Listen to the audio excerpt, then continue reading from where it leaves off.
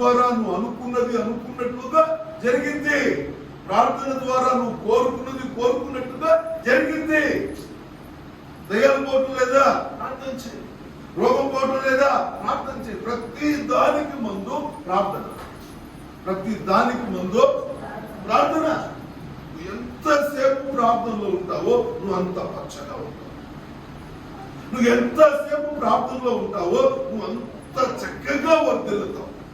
ఎలాగా? దేవదారు వృక్షము లాగా ఎదుగుతావంట.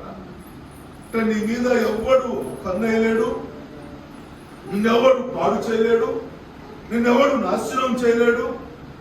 ఈవెన్ అపవాది కూడా, సాతానుడు కూడా భయపడతాడు నిన్ను చూసి. కారణం ఏంటి?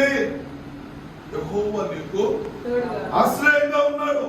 మాట మర్చిపోకూడదు మనం. యెహోవా నాకు ఆశ్రయం.